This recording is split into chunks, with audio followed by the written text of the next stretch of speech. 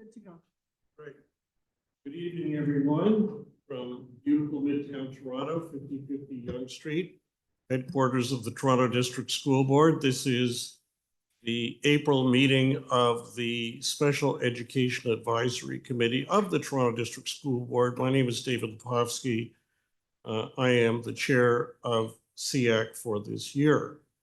I'm going to save us some time by not having everyone introduce themselves at the start. But when people do speak for the first time, I'm going to ask if they wouldn't mind giving their name, if they're staff or SEAC member, and what organization they represent. I'm here representing the Ontario Parents of Visually Impaired Children.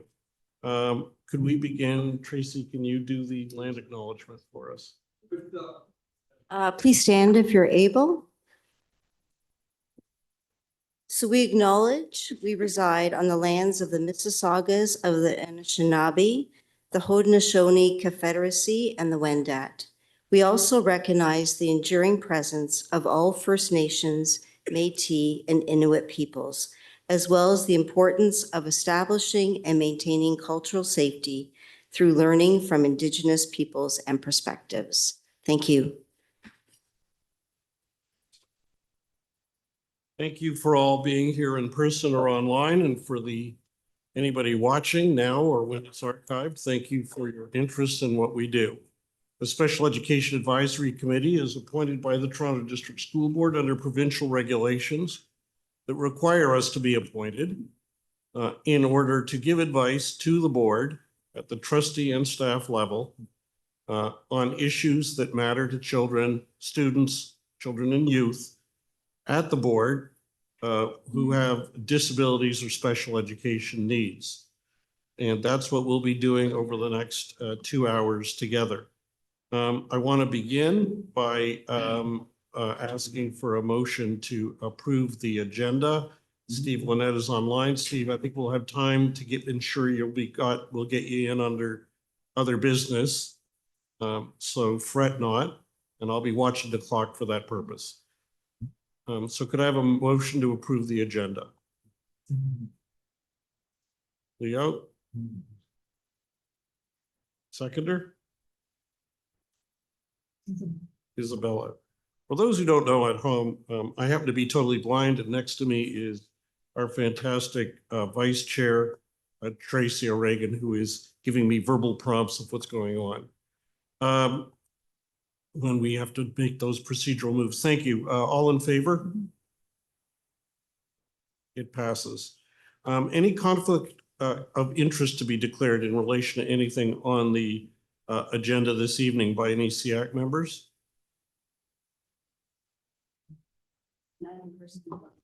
None in person, none online, I'm advised.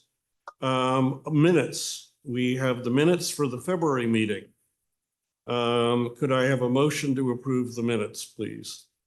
March meeting. Oh, pardon me, March meeting. That is correct. Thank you. Diane Montgomery? Sorry, Nora. Nora. Oh, pardon me. Right there. Okay, Nora Green is is moving the approval of the minutes. Any seconder? Bronwyn, I second. Bronwyn is seconding it. Thank you. And any discussion, or can we proceed to a vote? All right, all in favor of approving the minutes? I understand they're approved. All right, that stuff's out of the way. Let's dive into substantive business. I'm going to begin with a brief report by the chair, me. First, on a personal note, it was 10 years ago in April of 2015 that I first came here to be a member of the Special Education Advisory Committee of the Toronto District School Board. I've seen a lot go on here. What I've seen in the room are educators who want to educate all kids. And I've seen SEAC members who bring very rich personal and organizational experience and perspectives on what we need to do to improve education for students with special education needs and disabilities. Some of those members have been here since before I started. Some have just joined a couple of months ago. What unites everyone is their dedication to our cause and their unique perspectives. And if I can add, an incredible ability to discuss, debate, and even disagree without being disagreeable, and to listen to each other, thereby enriching us all. So just at the end of this 10-year period, as I start the beginning of the next year of this process for me on my calendar, I just want to thank everyone for the opportunity to be part of you and for the privilege of serving as your chair. In my, I want to address a couple of things. In the material that was circulated for this meeting is a letter which was initiated by the Ottawa Carleton Special Education Advisory Committee, and it is, we voted and approved, but I signed it on your behalf, that has gone to the Minister of Education, calling for additional funding for special education. I am still intending to write a follow-up letter, as I agreed I would, but I wanted to wait till that letter got out. And of course, till the new Minister of Education was appointed. So stay tuned. My aim is to have it to you for at or before the next meeting for your approval. I also want to just talk briefly about something I discussed in my chair's report. At our last meeting, at this SEAC table, for the benefit of those who are new or just joining us for the first time, we have been raising for many years the need for the Toronto District School Board to do a significantly improved job of explaining to parents of students with disabilities and special education needs what's available for them at school, what options there are, and how to access it. We've passed motions about it. We've had long, detailed discussions. We have a working group that spent a lot of time with staff on it. At our last meeting, we were told by staff that they were excited that they've now got 4 new videos that are posted for parents. And I think attempting to use a different medium to communicate is a great idea. We were encouraged to watch them, and I did. And I encourage everyone to. I have given in my chair's report, which is posted online for anyone who wants to read it, and shared with everyone here by email. I've given my feedback, and with regret, I actually have a lot of concerns about them. In a nutshell, and I'm going to say this very briefly, the report goes into greater detail. I think it's all well intended, and the topics covered are important ones.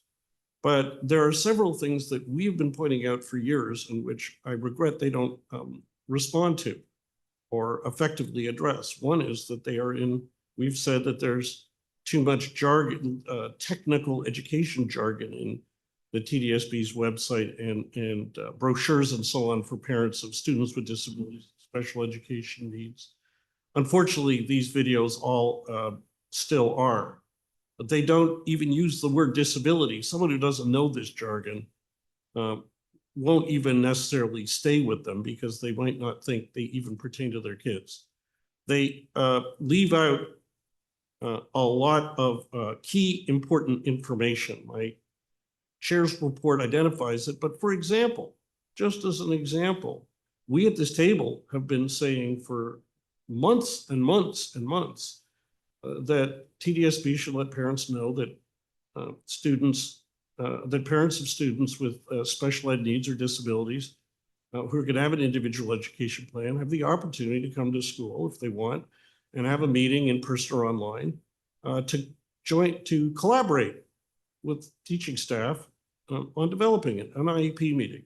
Now, to the credit of TDSB, and a real credit, they've now got that in the form letter that goes out, but there's nothing about it in this video. And this is there to educate parents who don't know. So that's just one illustration. A second one, there's a very good video, a video that's a very good effort to address an important topic. Individual or identification and placement review committees or IPRCs. Unfortunately, it's a very technical video, but it describes the powers of the IPRC to parents who presumably don't know what the powers are. It leaves out one of the very important powers that parents need to know about. The IPRC decides on a child's placement, but it can make recommendations about program and services.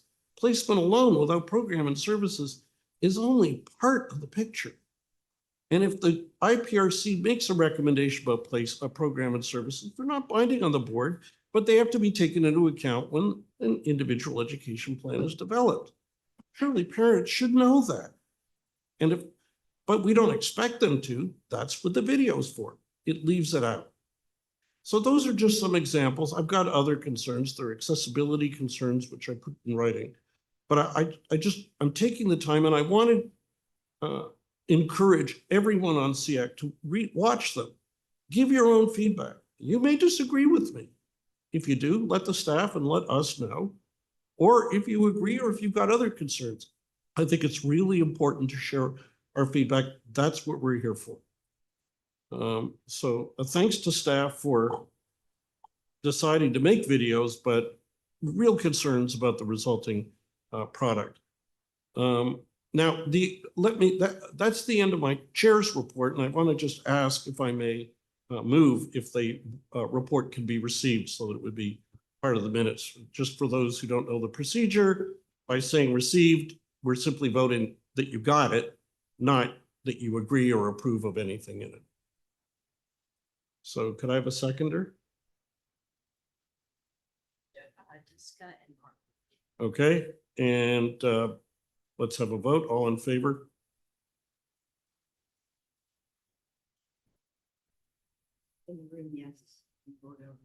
All right, I'll treat it as approved. All right, the next agenda item, which I'm going to address briefly, is to update everyone on the working group dealing with the staff action plan. So what's this all about? For those who don't know, last November, this Special Education Advisory Committee, for the first time ever, working closely with staff, held a town hall to hear from parents of students with disabilities and special education needs, answering two questions. What barriers does your child face? And what could TDSB do to improve things? We had emotional, powerful, and very helpful feedback about areas for improvement. We have at SEAC been focusing our efforts on trying to come forward with recommendations on what should be done in response to that feedback.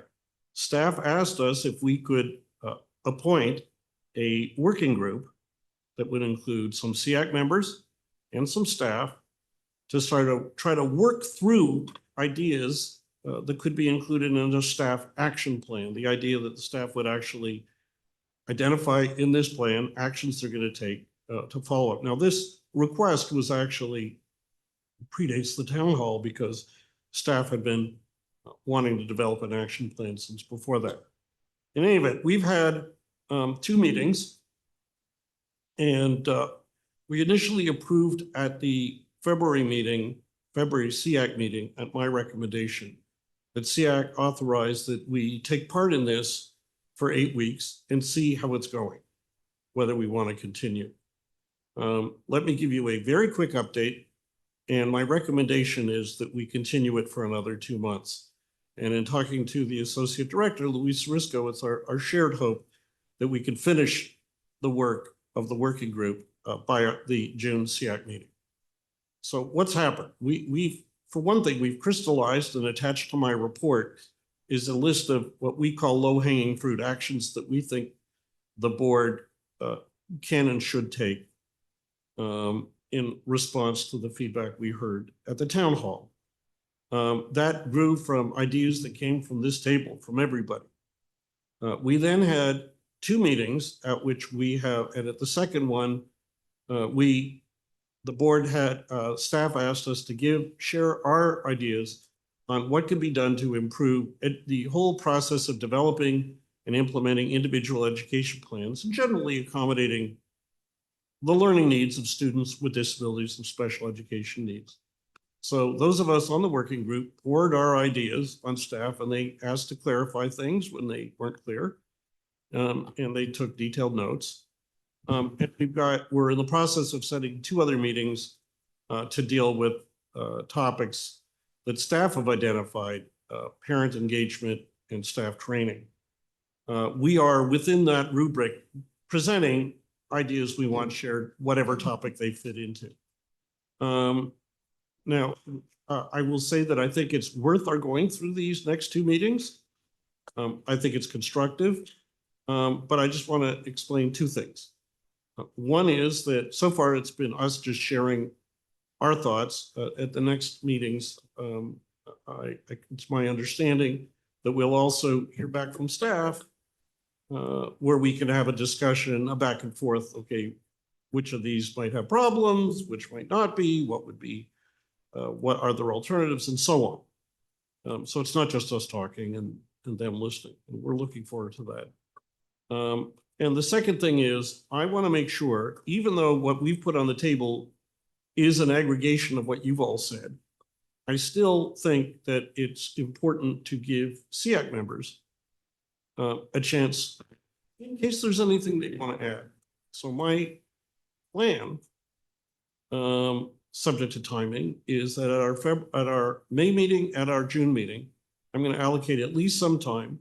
I'll email you in advance to say which topics, and just go around the table. And anybody who's not on the working group who wants to add anything that's not already on the list, if you got nothing to add, it'll go fast. If you've got things to add, I want to make sure everyone, and not just the group of us on the working group, gets heard. And we will continue accordingly. So with that, my recommendation to SEAC is that we continue with the working group up for the next period up until, let's say, the end of June. And if it's done by then, it's done. If it's not done, we can come back and talk to you about whether it's worth continuing or not. But the hope is it'll be done. The expectation is it'll be done. I don't know if we need a motion, but I'm going to make a motion that we simply continue the working group until the end of June, with a further discussion at SEAC if it's to continue after that. Anybody want a second? I'm happy to take a seconder and happy to take questions or comments. We have Richard online. Okay. Thank you. That was just to second David's motion, if that's possible. Thank you. Okay, thanks, Richard. I think it's pretty straightforward. And by the way, offline, I'm happy to talk further about it. I don't want to take up a lot of time at the meeting, but because we have lots of big stuff coming up. But I did, so if people have further questions, you can also email me and I'm happy to talk to you whenever you like. Any comments, or can we go to a vote?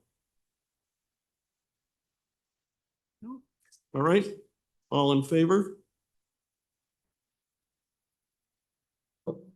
Okay, it passes.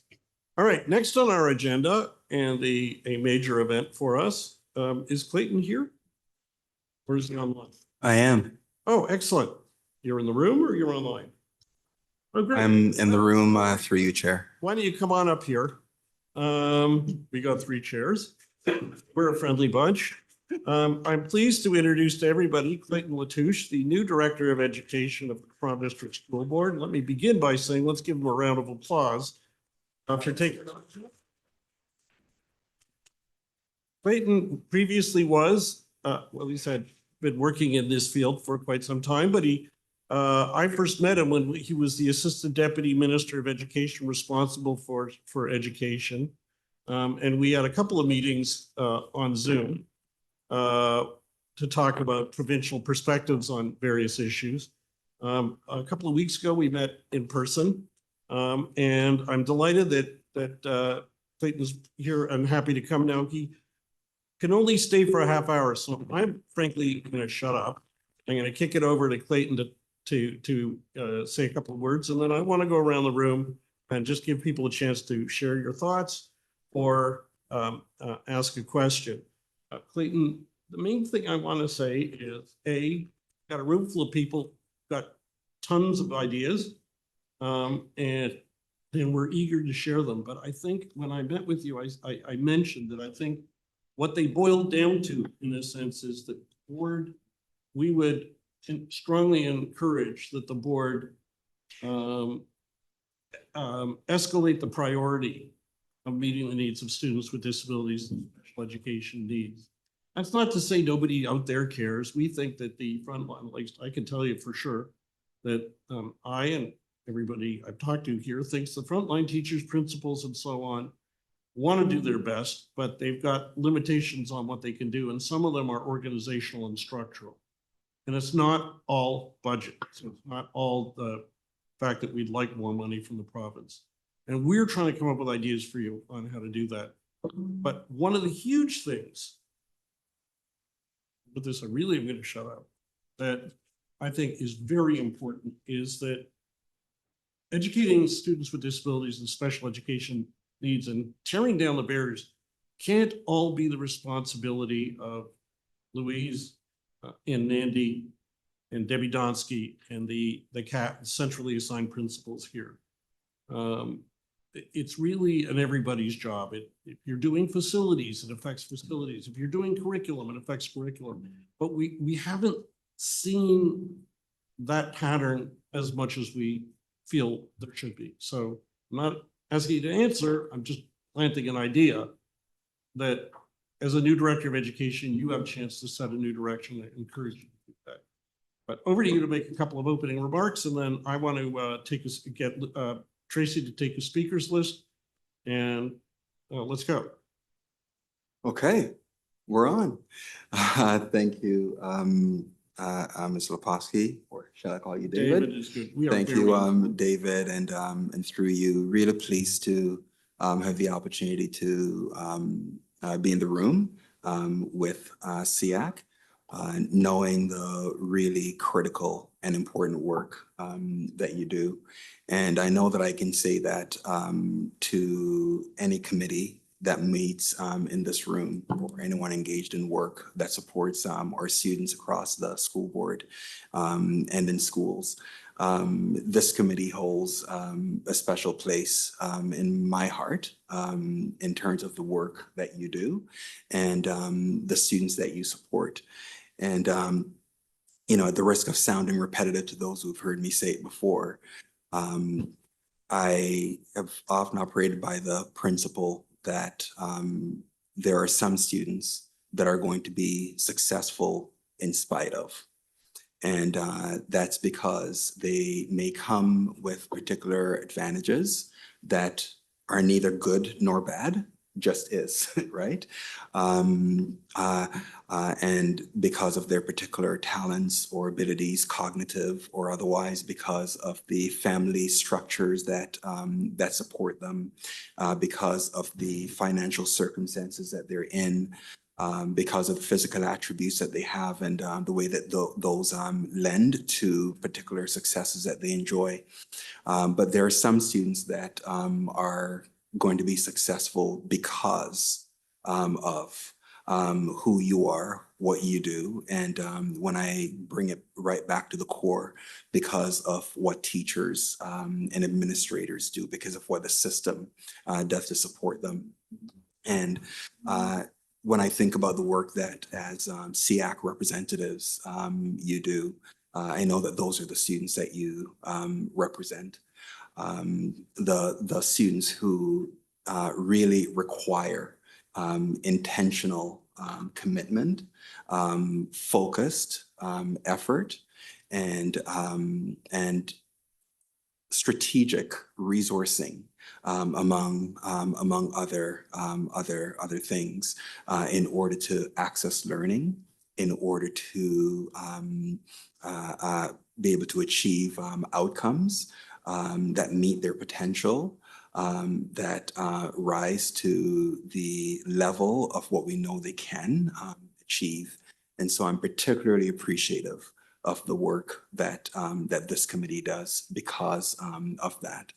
And I know that in the advice that you provide to the Board of Trustees, in terms of policy decisions, in terms of strategic decision making around budget and resources and so forth, and that you provide to senior staff to support the work in schools and across the system. Thank you for that great advice that you provide and for the work that you do on behalf of parents who send their very, very best to us each and every day. And so I know that this is not work that you get paid for.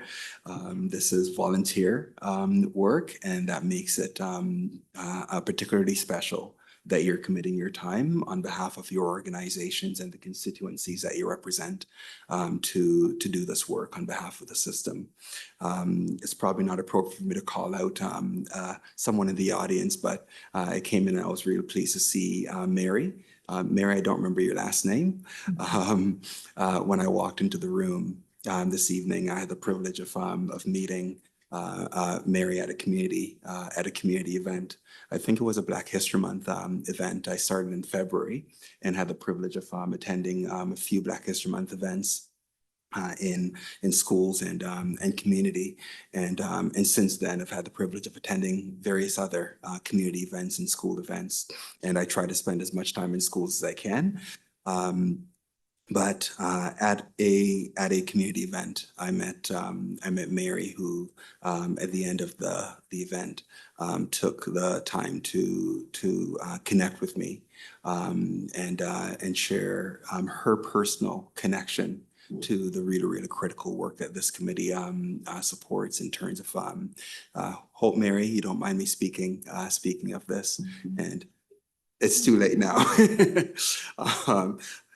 It's probably good that I wasn't seeing you clearly. I put my glasses on now, but I really want to thank Mary for being here, and your presence here reminded me of that conversation and makes a personal connection to the work of this group. Because Mary, you talked about, and I won't go into any details, but you talked about your personal connection to this work, and that speaks to why this is so really very important. So thank you for that. I'll just go back a little bit in time, and I'll make sure that I provide time for the chair to facilitate questions. But just to share with you a little bit of my journey to this point. So I started as a teacher in the TDSB, pre-amalgamation in the former North York. I began as a grade 1 teacher, and before I started teaching, a friend of mine, we were graduating from the faculty in the same year. She suggested that we take what's called an AQ. You'd be aware, an additional qualifications course, and the first additional qualifications course that I took was special education. At the time, it was organized a little bit differently, where there was a core.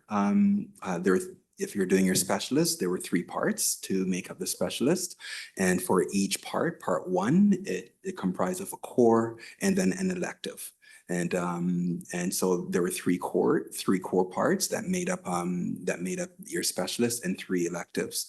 And I took core part 1 with behavior elective. And I can tell you that and I did that the summer before I actually started teaching. I knew that I had a job lined up. I was really lucky in that year, and so I took special ed part 1 with intentionality, right? I thought about which AQ is it that might serve me really well as a brand new teacher, to support the students that I would have in my classroom. And I was thinking that I would have not just students who were quote unquote identified with a special education need, but just recognizing, as we all do, that every student has strengths and every student has learning needs. Some of them are seen, some of them you discover and they're unseen. And I thought about, which AQ is going to be probably most helpful to me to support all of the learners that I'd had the privilege to work with. And so I took special education part 1, and I was hooked. And I ended up taking parts 2 and 3 in quick succession because I realized very much and very quickly that the value of that learning and its application to my teaching on the ground, so to speak, in terms of the challenges and the opportunities that were before me. And in that first year, I started with was quite a large grade 1 class, and that learning came in really, really handy. And so I ended up taking, as I said, the 3-part specialist, behavior, LD, and gifted at the time. Since then, the course has been restructured, but even now, that learning still continues to influence my thinking. I still remember some of the learning activities that we engaged in that AQ course, and I've used it in my teaching. I've used it in my leadership as a principal and in other positions. And I'm sure that I will lean on that learning in this role as director as well. So I share that to say that I've been really passionate about special education for a really long time. And I've had the opportunity in my teaching to teach in regular classrooms with students with special education needs integrated, as well as teaching in a congregated setting. And the learning has been amazing in all those instances. And as a principal, again, and other superintendents and in other roles that I've had the privilege to hold, that learning has served me really well. And the focus on special education remains really, really key at all stages or at all levels, because again, we know the students that need us the most, we need to pay the most critical attention to. So I just share that to let you know that that is not just words in terms of this being important. It's been something that's important to me for a long time. I also know that this is not work that any of us can do by ourselves. It's everyone's labor. And so, David, when you talk about the joint responsibility that we have as a system, including as senior leadership of the school board, that's a foundational understanding and an operating principle for me, because this is not work that we can do alone. We all touch students' lives. And superintendents, executive officers, and regardless of the portfolio, everyone is connected to all of our students and to our students that are most vulnerable. And so it's really critical that the folks working in people and culture or human resources have a really good understanding of the continuum of learners and needs and so forth, and the continuum of settings that our learners learn in, and why it's important for example, staffing decisions to be responsive to the needs of our students and to the needs of schools, and why any vacancy isn't just a vacancy, right? As an example, David, you talked about facilities. And so likewise, it's really important that when we're building new schools, and I recognize that we don't build enough of them in TDSB, and we don't necessarily hold all the levers where that's concerned, but when you have the opportunity to build the new school or to renovate a school, and whether that be, you know, small projects or large projects. How are we thinking about all of our learners, and how the environment becomes really critical in enabling their access to their environment and to learning, or how you know, we can further barriers in what we do. And of course, we know when it comes to program, curriculum, assessment, and so forth, how critical that is when it comes to universal design for learning, and whether the learning that we design for students is an afterthought to say that, you know, we're going to design what the norm, however we define that, and then see how we need to adapt, or do we consider the range of learning strengths and needs right from the start, when the program is being planned, when that lesson is being planned, so that, you know, we do take that universal design approach where all the needs have been considered from the ground up. How are we thinking about how we're differentiating instruction so that every student in the classroom can have access to that learning?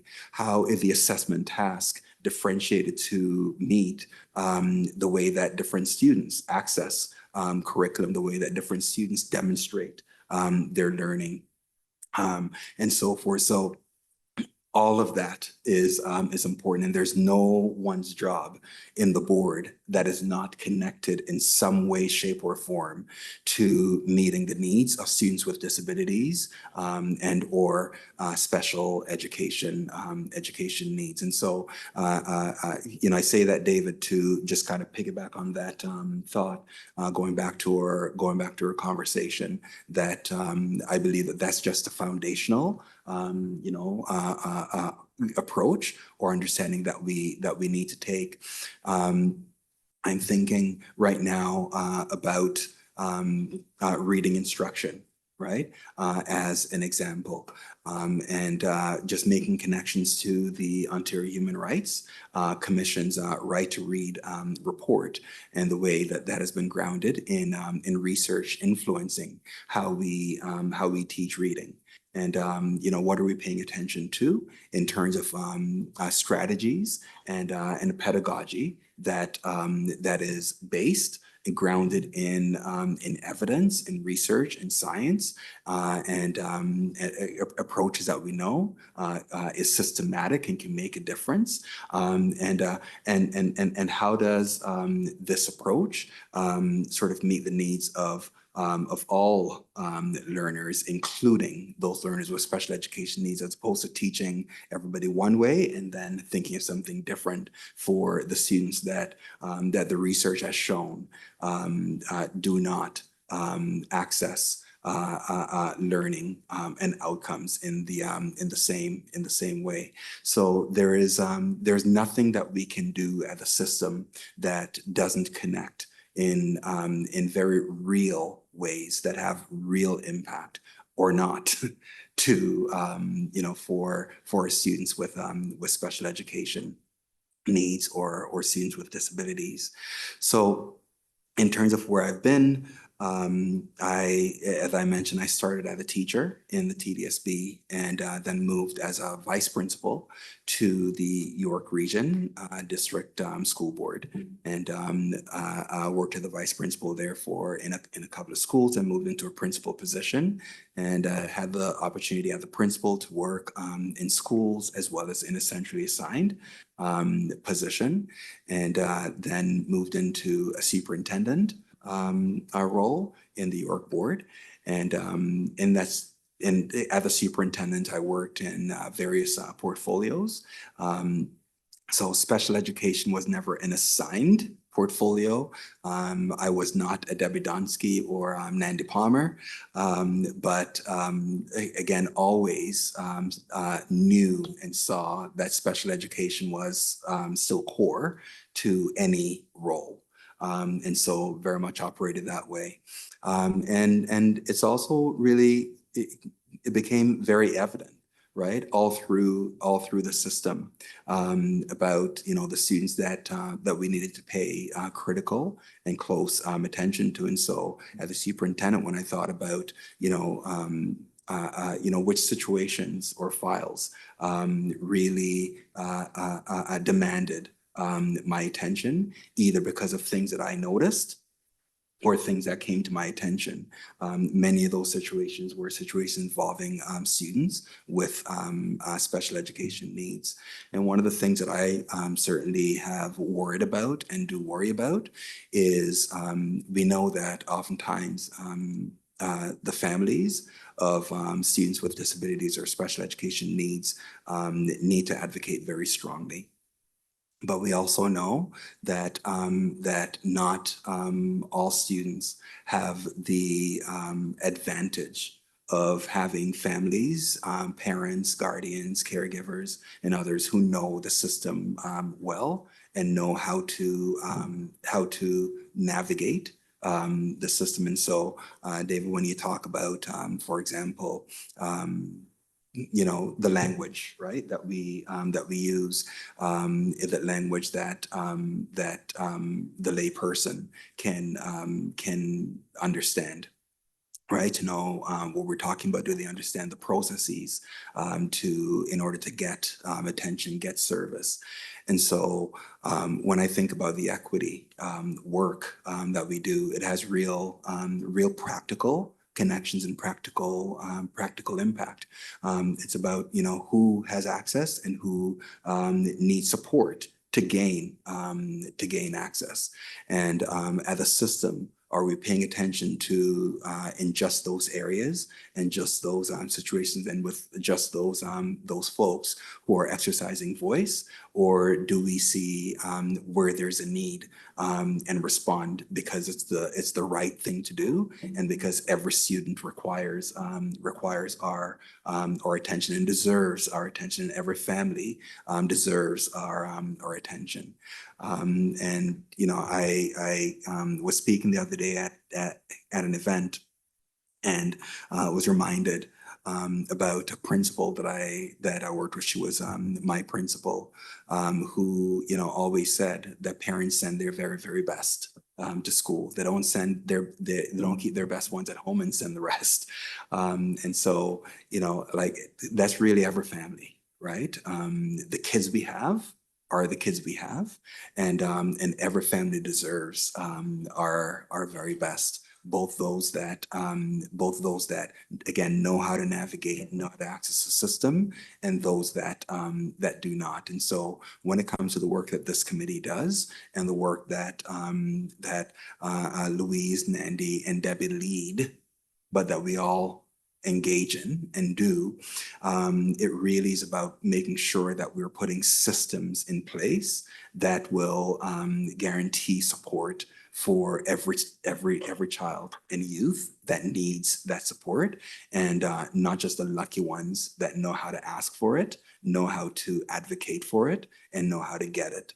And so this committee's work is really important from that perspective as well, is how our practices systematically implemented, fairly implemented, so that everybody at any school really in the system and with any disability can really access the support that is needed, and that the system had a responsibility to provide.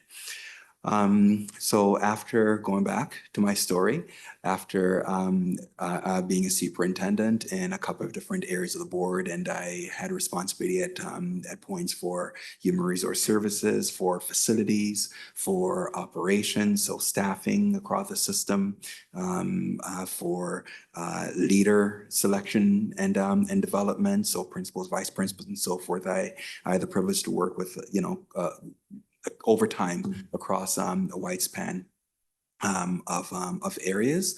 I then moved to the ministry and had the opportunity to work as assistant deputy minister in the Ministry of Education for about 3.5 years. And what was great about that portfolio, and I'll just step back to say that I never had dibs, so to speak, on a job at the ministry. I knew that the ministry did important work. I always saw the work in schools as as my work that I was most connected to.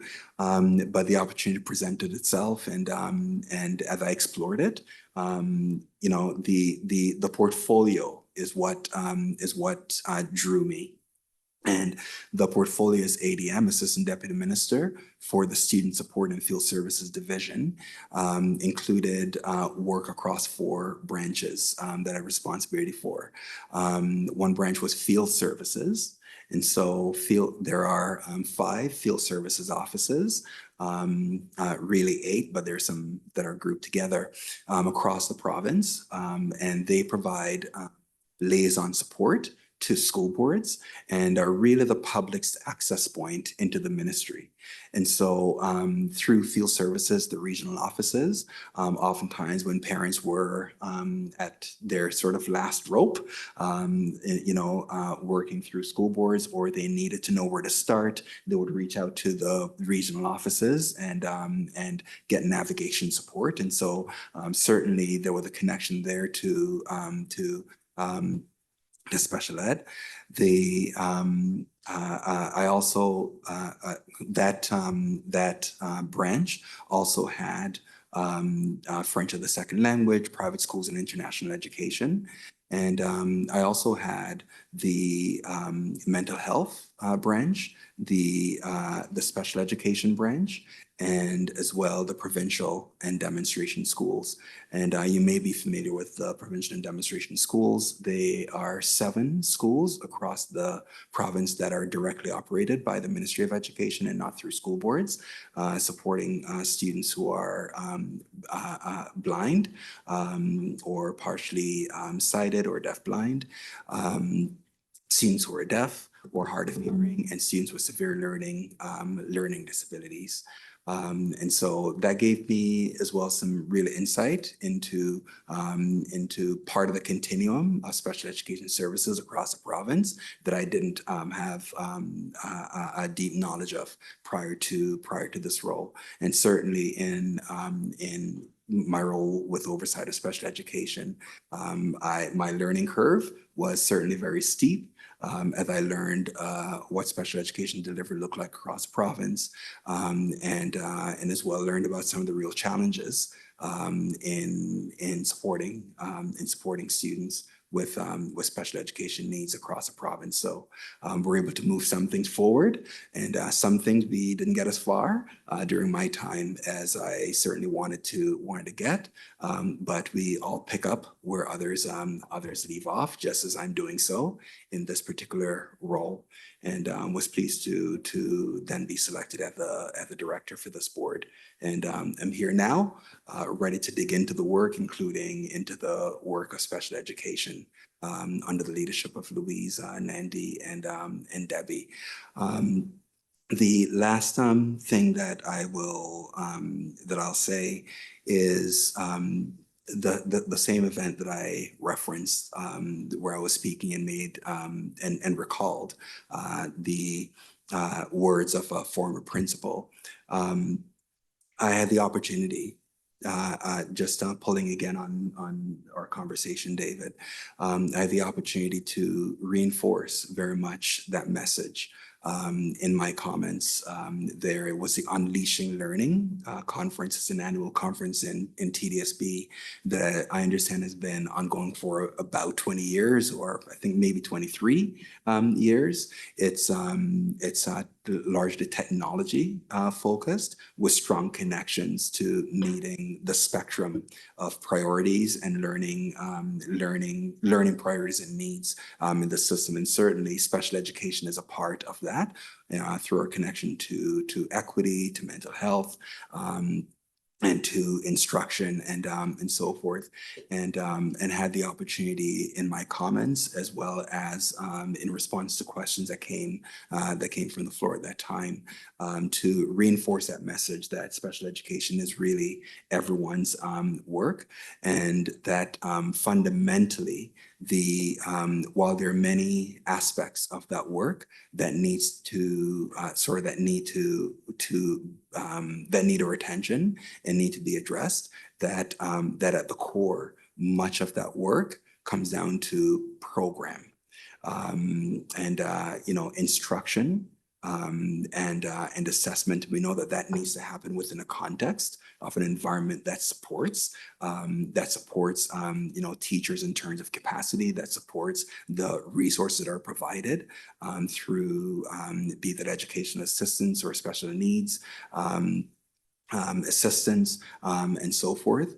The facilities piece, as we talked about, and HR and or people and culture and so forth. But I was really pleased through that opportunity to really center students with special education needs and to reinforce that message that at all levels of the system, from the classroom all the way through and across various roles, that is everyone's work, and that while I may not have or any of us may not have the answers on our own, that together we can tackle the issues, and that together we can find solutions. And certainly I look forward to working with this committee through Louise and Nandy and Debbie to find solutions together. And certainly that begins with listening, and certainly here to do that this evening. So thank you.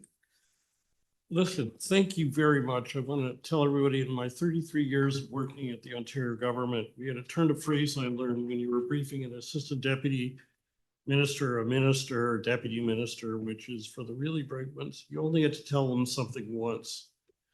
And we'd pass word on. Hey, don't worry when you're briefing this person. Let me tell you, I want to give people time to ask questions. What I've learned about Clayton is I only have to tell him once. And he'll listen and he'll pay attention and he'll get it. Tell me how much time we can have with you, because I understood your time is limited, but I want to take a speakers list and I want to divide the people by the time we've got left. So I want to be respectful, Mr. Chair, to your agenda, Yeah. and recognize that I am not your agenda. So, I intended to spend about half an hour, but I recognize that I am a yapper and probably took more time in my introductory comments than I should have. Can we get 2 minutes? So absolutely. 2 minutes. Why All don't we right. do 10? Tracy is going to take a speakers list, and we're going to divide 10 minutes by the number of people who want to speak. Okay, we have Nora, Richard, and Leo, and Narissa. I can't see. Latoya. Okay, if you want to get an answer, you got 2.5 minutes to ask and answer. How's that sound? So let's start with Nora. Sure. Thank you for coming tonight, and it's really nice to meet you. I wanted to share sort of an anecdote I heard from a principal since your arrival, and it was a positive one, so I wanted to pass that along. And then I also wanted to share a perspective. The anecdote was I was in a meeting with supporting a family, and I asked the administrator, what system professional learning have you ever seen that's mandatory for every school that ever discussed special education since the pandemic, so since 2020? And she paused and stared, and she said, well, actually, since our new director, the last literacy one, talked about special education. So it gave me hope to hear an administrator say that something that was system-wide about skill development included students that have special education needs. So I wanted to pass that along. So that was from the ground floor, because I always think that's super important to hear from schools. And I guess the perspective I wanted to share was my comments are not about individuals, it's about systems. And I think all of us in this room would agree that we're not funded properly or adequately to support the kids. What becomes very difficult is for you and staff and the people who work here to publicly say that out loud, because you bear the burden of trying to meet the needs with whatever it is you're given. But I must admit that often creates conflict between us as a committee who are trying to show evidence of how our children and our students are suffering. And we're talking, and we know that there is like a litigious moment that means staff can't be quite as transparent. And I think what worries me about that is that puts special education right where you talked about it being survival of the fittest. It means if we can't transparently discuss how we're not meeting students' needs and why, then the families who do well have the skills and the means and the privilege to survive, and the kids and the families who don't, do not. And so we're serving a group, for a board that talks about equity, we're serving a group of students that have those advantages that you spoke of, and not serving the students who do not. So our associations, just so you know, have all received in the last several years increased calls of barriers to admittance, barriers to getting accommodations, barriers to receiving services and IEPs. We're not fabricating the problem that's happening out there. And what's missing seems to me to be that level of accountability, where how do you know? You can put systems in place, you can put structures in place, you can put policies in place. Who is monitoring that? And we're frequently told the parent to concern protocol is the answer, but who is checking to make sure that those people are following through on anything about that? And so it seems to me that there on paper is lots of accountability, and on implementation, it's left to the strong to cough up that it's not going well for them and everybody else is getting mowed down. And I think for me, I'm hoping that you can see that disability is part of equity work, and you mentioned that, so that made me feel more confident about those things. I think it hasn't been in this board. And as a I'm result, going to ask you if you could wind up, just because we got 3 other I'm getting there, David. Gotcha. I'll give 5 more. Yeah, okay, that's good. No, listen. I am getting there, David. Go ahead. So I wanted you to be aware that there are children out there suffering. There are families whose children are being targeted by teachers, by staff, by community, by their peers, because we haven't done that work. And I think, if anything, I wanted to talk about the staff here, who I feel are islands of isolation, just like the children in the schools. And they have to be their own staffing department. They have to be their own communication department. They have to be their own, you name it, department, curriculum department, because all the other departments, when they've come here, they don't have a clue what they're talking about. Not a clue about what our kids face. And they've been doing this work by themselves. And I foundationally think that's a problem. So I'm hoping, it's a message for you, I'm hoping as director that you do mention, you mentioned it and you said you'd hold all the systems accountable to our students, but I feel like that's something that's really been missing, and our kids are suffering because lots of the board has left this department standing by itself. Yeah. Thank you. So a couple of things. Appreciate the feedback. Thank you. Good to know that sometimes the things that we do land and have some impact. And as I said, my favorite place to be, and there are trustees in the room. It's not in the boardroom. It is in schools, because that's where the rubber hits the road. That's where we see the good practices that are having an impact, and that's where we see the issues where things aren't landing well.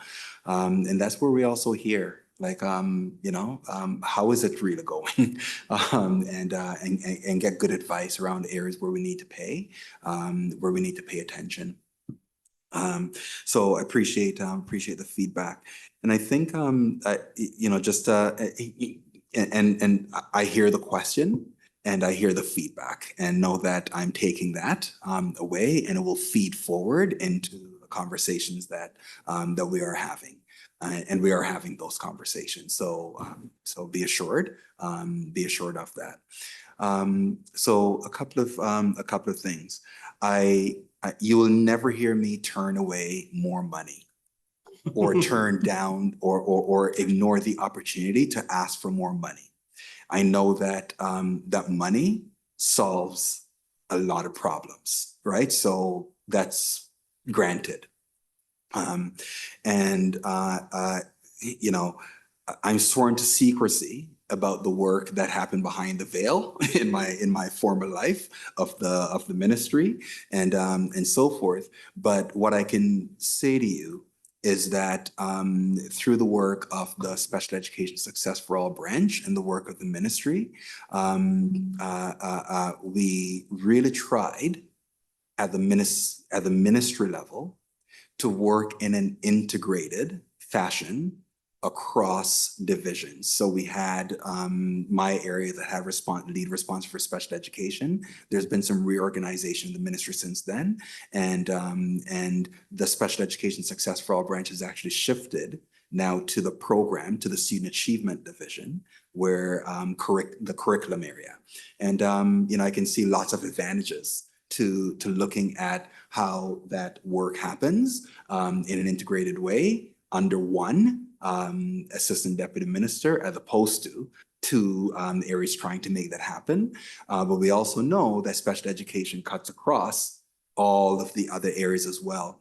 And so know that lots of work was happening to draw those connections all the way through, from the folks working on capital, to the folks working on policy, to the folks working on curriculum, to the folks that led the equity work, and so forth. And I share that to say that that's the way that that just makes sense to me. And so when it comes to how we work within the school board, I would look to that also being the model of how we work, that this can't be Nandy's and Debbie's and Louise's work. There's no way that they can solve this problem and do all of this and accomplish it on their own. And I've always believed that that leaders accomplish work with and through people, right? And so it's really important to have somebody who had their eye on the ball and who is, to quote Louise, who's holding the pen, right? It's really important to have somebody who's holding the pen. But just because they're holding the pen, they're not writing the story by themselves. And so looking at how the special education team works with the program team, with the leadership team, with the facilities team, and so forth is really, really key. And I say that connecting that to money, because I think we've got to fight the battle on several fronts. Advocate for more money, use the money we have as effectively as possible. And those are two different things connected. But I also think that there's lots of problems that can be solved without money. And that there's a lot that we know already and can do that we don't necessarily need money to do. Sometimes it's permission, right? Sometimes it's opportunity to actually connect people, to talk. Sometimes it's setting the expectation. Sometimes it's just making something a priority to say, we need to get this on the agenda, right? And so forth. So when I think, for example, about the students that come to school, they come to the classrooms, whether those classrooms are in integrated settings, in congregated settings, or wherever. Who are the educators that they're coming to? What are the beliefs and understandings of those educators? Do those educators believe that these students as well need high expectations and can achieve, right? And so forth. And those beliefs and understandings, it's just like the Standards Development Committee, the attitudinal piece was one of the key areas, right? Do we actually believe that these kids are capable, can achieve, can become adults that are functioning, that are productive, that are making a contribution, and so on and so forth? And therefore, right from the ground up, we need to make sure that they are set up for success, that they're set up to access learning, and to demonstrate their learning, and demonstrate what they're capable of right away and all the way through. And then do we support them, with IEPs that actually mean something, that are actually implemented, and so forth. So there's some of those pieces that you don't need money for, but it starts with an expectation and core beliefs that are really clearly communicated. And then as a principal, as an example, how does a principal support accountability for those students. Right? How is the principal holding the teacher accountable, the EA accountable? And I don't mean in a negative way. That accountability also comes with support. When a principal notices that that someone is struggling, what approach is taken to shore up that educator's skill set? I'm going to pair you up with this other teacher down the hall who's got this piece figured out, right? I'm going to free you up to go spend a little bit of time in that teacher's classroom. Like I was freed up as a young teacher to go spend a little time in the classroom across the hall, right? Where an experienced teacher had figured some things out. And I had the opportunity to observe and come back and try some things in my classroom, and so forth. So there's some things that don't require money and there's some things that do. So if we're doing mass training and teachers need to be released, or educators rather need to be released to go and do that training, that requires some money, right? And so forth. So I say that we need to address this on multiple fronts, and that there is a shared responsibility in it. So I'm agreeing with you, and absolutely taking that away, and just know that that's our commitment. I think if you're to ask Nandy, she'll tell you that we've had a couple of those conversations already about this being everybody's work, and what does that mean at the superintendent level, and what does that mean all the way through to the classroom level. Okay, this is great. I am going to ask Leo, Latoya, and then who's the final question? Richard was next. Richard, to each ask your question and let you compendiously answer. Good. So Leo? Thanks. I'll try to be quick. I represent Autism Ontario, and as such, I speak on behalf of thousands of autistic students and their families, not just as Leo, but someone standing for the largest disability group within the TDSB. Let me begin with our first ask and urgent issue, which is access. The reality in the TDSB today is that special education supports are increasingly difficult to reach. It feels to many families like an emergency room in crisis. Years ago, using this analogy, if you had a child with a pneumonia, they were triaged quickly. But today, unless they have a metaphorical gunshot wound, severe, complex, and obvious, they're left to wither in the hallway. This is not hyperbole. This is the lived experience of countless families who are told their children are not disabled enough for supports. But what's really happening is this: there are not enough services for everyone who needs them. So the system suppresses demand by denying or deferring access rather than acknowledging unmet need. We hear it constantly from parents. They say, getting supports is like winning the lottery. This is what happens when supply is rationed and eligibility is weaponized. It is inequity masquerading as process. And when students don't get supports they need, exclusion follows. Sometimes it's hard exclusion, sometimes it's soft exclusions.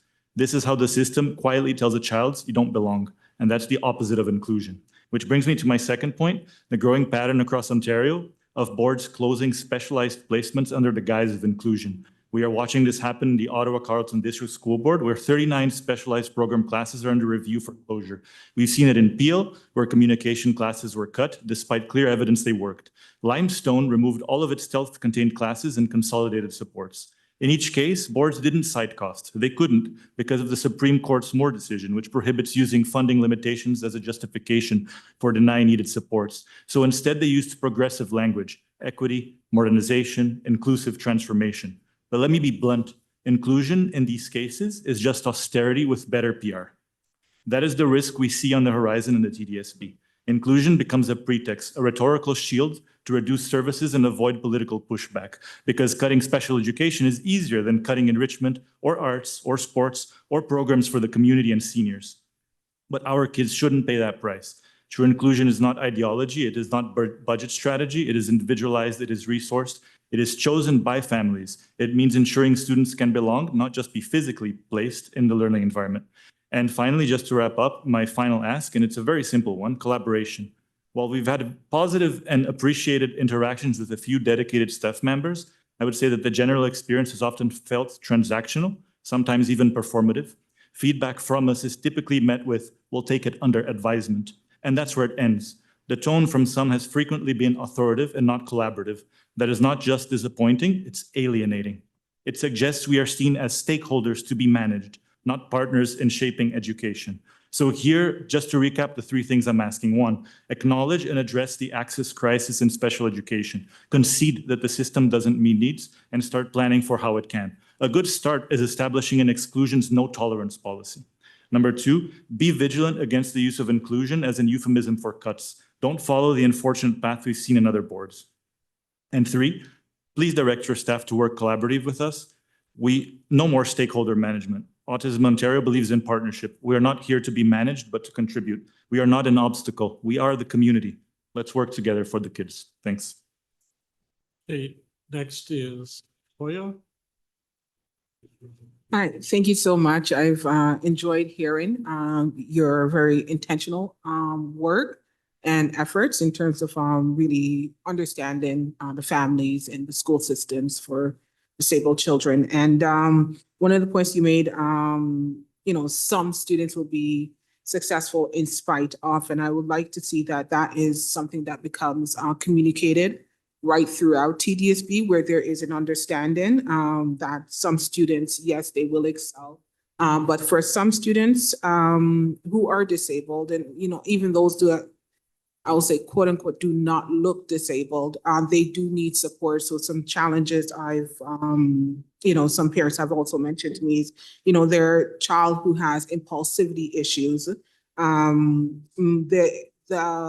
the wording or the description that might be used is just that they're just not staying on task. And so that looks the same for a teacher, that is what's happening for that child, but there's an impulsivity and there's a support system to support that. Or, a child with language disorder is just understood as someone that's just quiet and not speaking up and is being encouraged to speak up without an understanding how the language disorder is actually impacting their communication. And in terms of finding solutions together, I think there's a common theme here. And I also appreciate that, you've also shared a lot of this as well in what you've stated, and in also other, meetings I've heard you on. So, listening to parents in a less competitive manner, like for schools to be able to have that intentional effort, working with parents, particularly those parents as well who are also disabled or parents who have past trauma with TDSB. There's a parent I was speaking with, and one of the comments that the parent made was that, when they were dealing with a challenge with the school and trying to address it for their child, they came back and almost like that fear center turned on when they said, I've seen this before, I've experienced this before. And the parent was, they were disheartened and they were broken and they just became almost numb and, difficult to communicate with the school at that point. And it took a lot of work to encourage a parent to be able to reintegrate and, speak with the school. And some parents, they just end up giving up.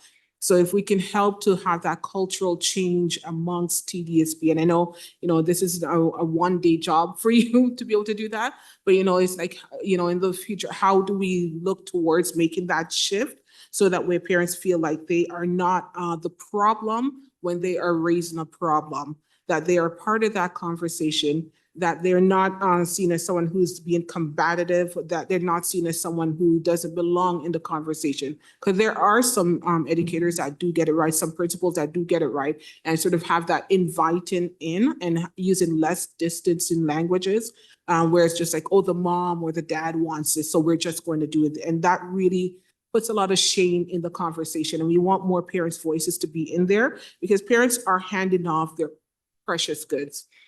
They get someone that is close to their heart. A human being cannot be replaced, and a child only has a few years on the earth.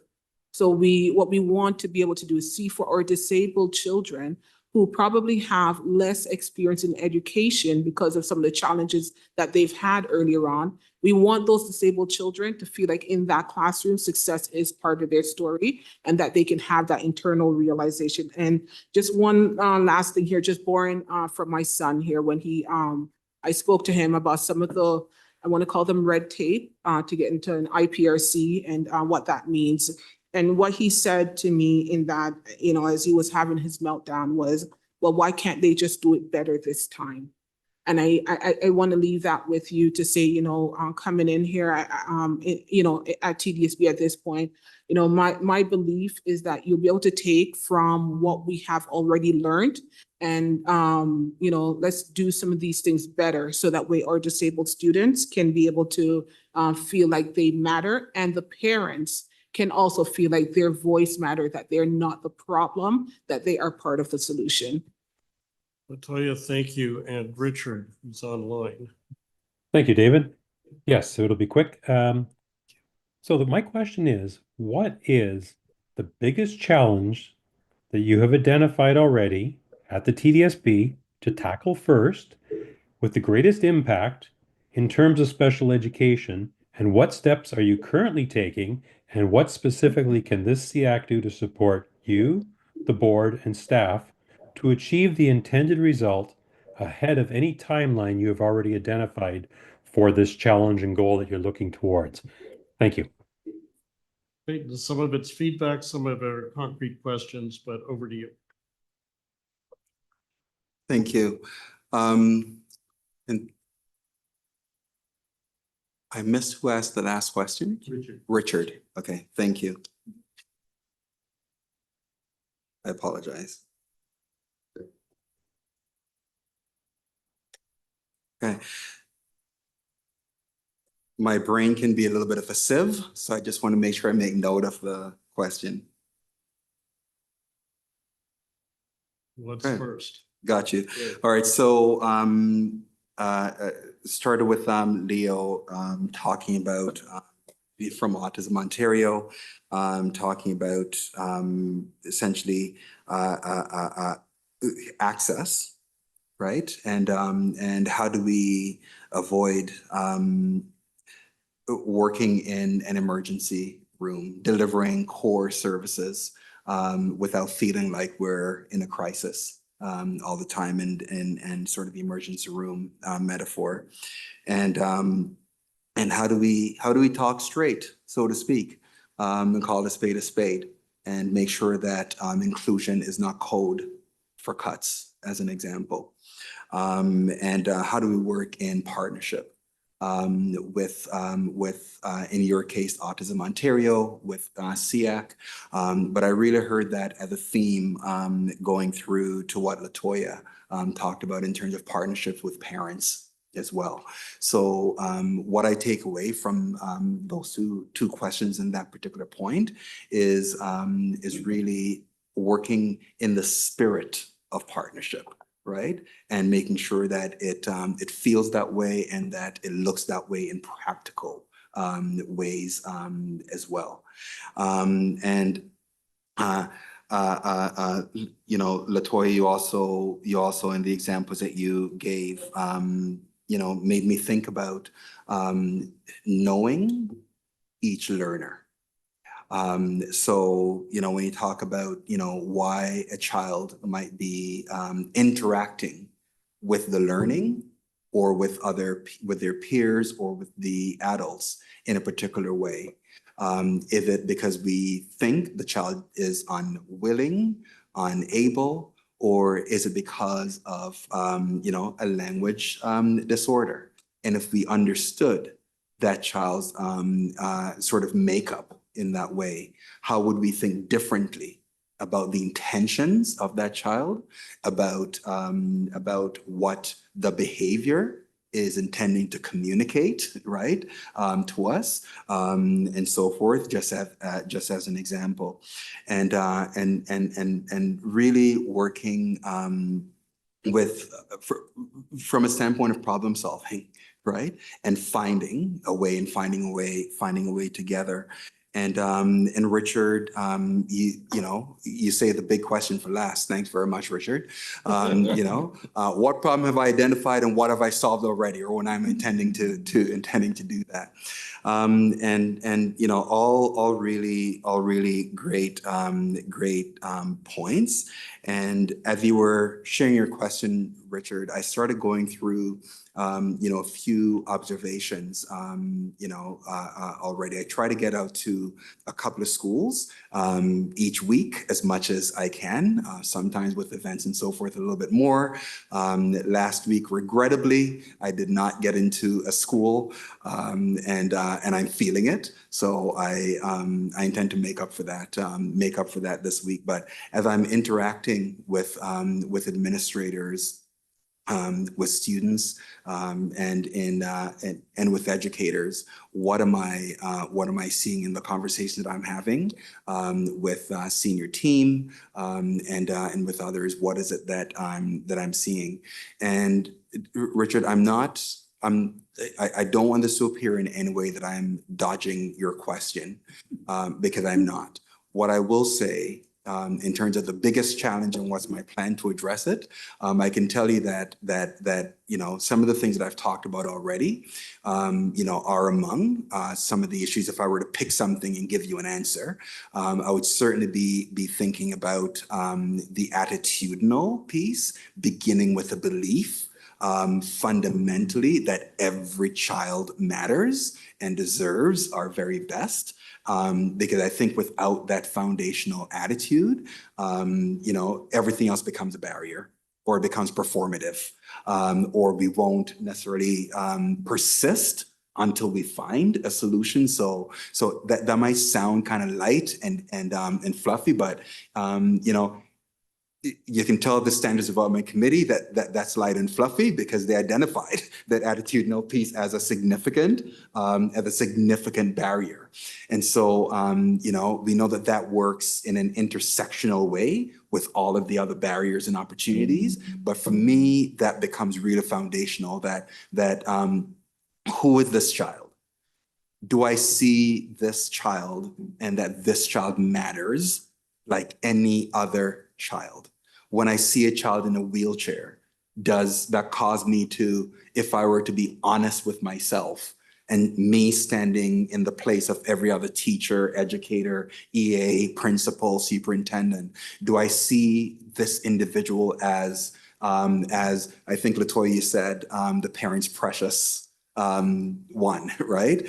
Who deserves to be taught, who deserves to be seen, or do I see that this is just some kid in a wheelchair? They're going nowhere, and so on and so forth. And there was a time where society generally held that belief, and we're very vocal with that. And in some ways, I think we've come far, but in some ways, those beliefs have gone into hiding, but they're still there, right? And so we've got some real critical work to do there. And so if I were to pick an area to start, that would probably be it. But probably the right answer, Richard, is there is a review of special education that's been launched. And I in as much as sometimes that might feel kind of slow, I learned through some training, some equity-related training on, at the time was cultural proficiency, and the person delivering that training several years back, they probably didn't create this term, but they're the first ones I heard use it. They talked about going slow to go fast. And sometimes it's important to slow down enough. And I know that this has been a slow moving train, this area of special education and disability work. But given that we are engaged in a review, I think it's really important to give that its due, let that take its course, to point the direction to what it is that we need to work on. And so it's not Clayton's observations alone to say Clayton has seen this and therefore we need to do X, but as a system, what is it that the data is telling us that we need to look at, the data and evidence that is going to make a significant difference. And I suspect that it's going to be on various fronts. I believe that we're probably going to see evidence of the the attitudinal pieces.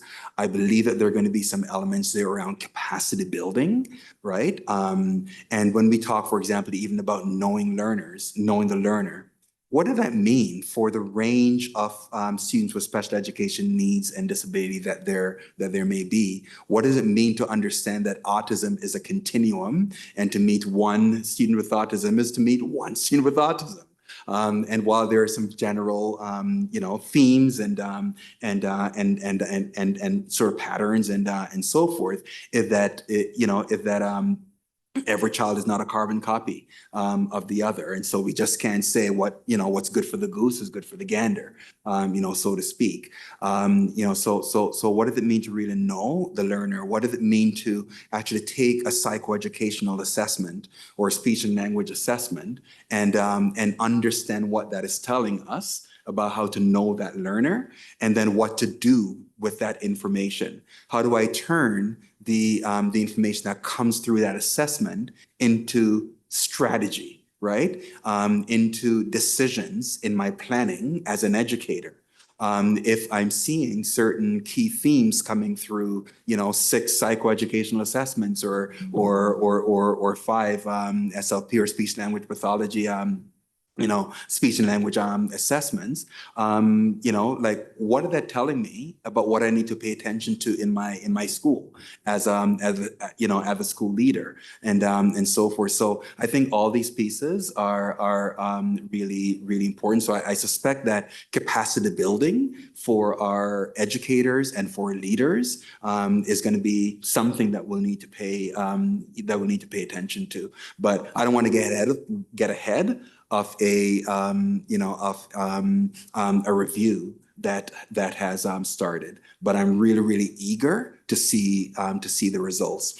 One of the things that I'll also say, coming back to Leo's question about closing.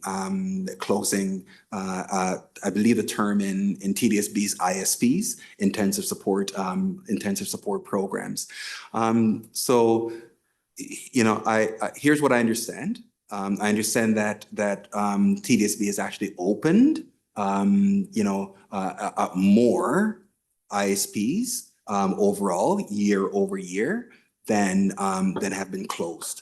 So, I'm not sure that the story would be accurate then to say that we're reducing the number of ISPs or intensive support programs. But I do think that it kind of begs the question as to which ISPs, how are the ISPs meeting the needs of the learners, and how are they not, right? Because not all ISPs are created equal. Right?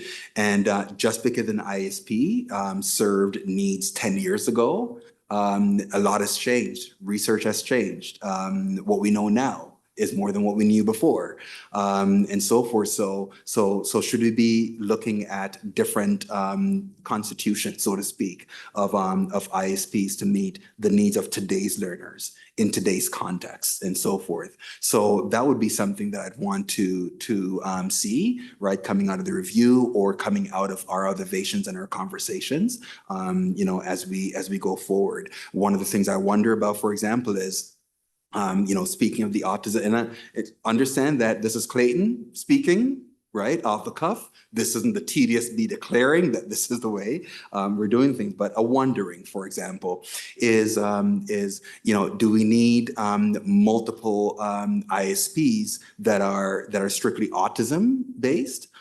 We may need some of those. But is it possible, for example, that a student with autism who is at a particular place on the spectrum may actually be well paired with a student with another learning need or with another identification, but that might present a similar learning need, as an example? And I'm not saying that we need to kind of scrap and throw out the baby with the bathwater. But I am saying that I think it's really important that we ask critical questions about the way that we are structuring learning for our children, and make sure that the environment that we're placing our students in is an environment that's going to meet their needs? And are we being flexible enough as well so that just because a student is in an ISP in grade 1 doesn't mean that they need to be in that same ISP in grade 2? And do we see them in an ISP in grade 8 and in grade 12? And does it mean that that is their trajectory through their K-12 learning, right? For some children, that may absolutely be necessary and true. And I had a great conversation with a couple of educators from one of our congregated sites at the Unleashing Learning conference, where we were chatting about this, and they were challenging my thinking, and we were challenging each other in our conversation as I learned about their context as well. And so I think that these are critical questions to be asked about how are we delivering learning for our students. And I did make the statement, certain statements as I was speaking that caused the educators to come and say, Clayton, like, what were you talking about? Like, honesty? And it led, like I said, to a great conversation. But I fundamentally believe that a student's starting point does not have to be their endpoint. And so just because they're starting with this particular profile, it doesn't mean that that's the only way that we should see them, and that should define the way that we see them, what we do for them, and where they may be placed, right? And that includes ISPs. And some kids absolutely require the ISP. And some kids, they may require it for a period of time to build some skills with some intensive supports, and they may require, and then they need other opportunities. And maybe it's a warm exit, right? So that they need to be in an environment where they can access some integration, experience some success, and then move forward, as opposed to a hot and cold, right? Now you're in and now you're out, and so forth. So I think we have to look at all of these things and be critical. And start with the belief that just because it's the way we do things currently, or have done things for the last 10 years, 20 years, that means that's the way we have to do things going forward. Fundamentally, I don't believe that. And so I'm always going to be asking critical questions, and will always be inviting critical questions. And I think we owe that to each other, to use the resources that we have in the best way possible. Because here's the other piece. I talked before about always beg for more money and never lose the opportunity to do that. But also, how are we using the money that we have? And so I think we can do both. Ask for more money and wait for it to come, right?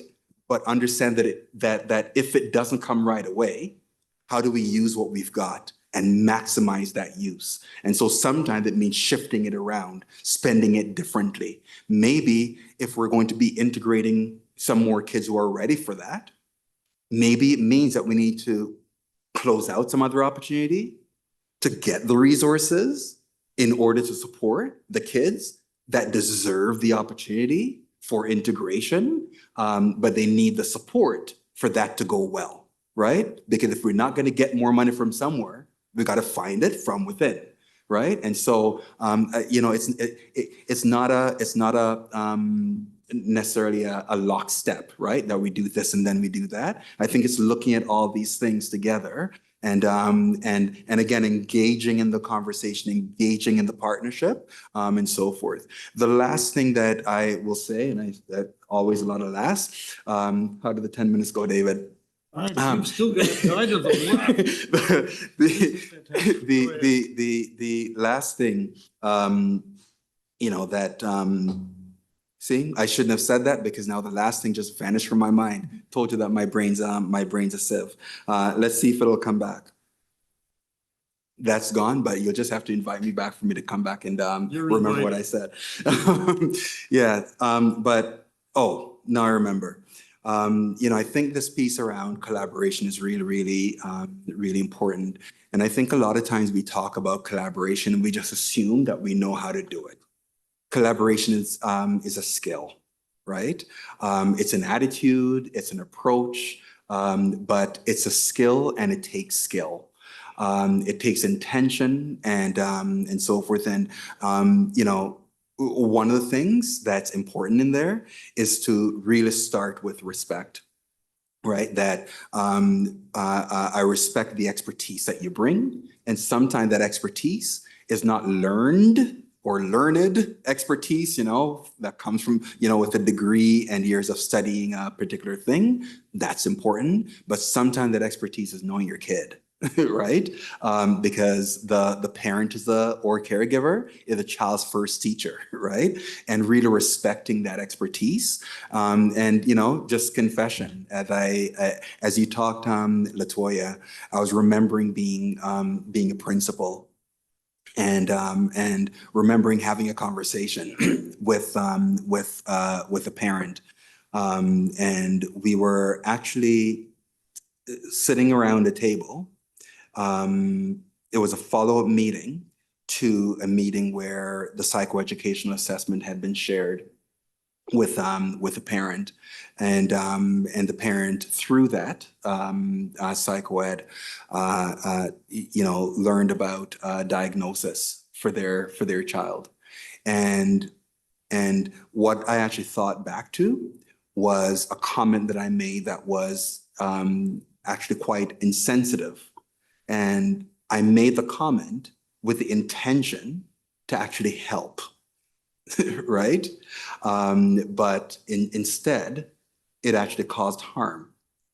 And so I had to fix that up, right? I had to acknowledge and apologize, talk about what I really was intending to accomplish, but not make an excuse for that, and actually had to work through that to get back to a place where we could actually move the conversation along.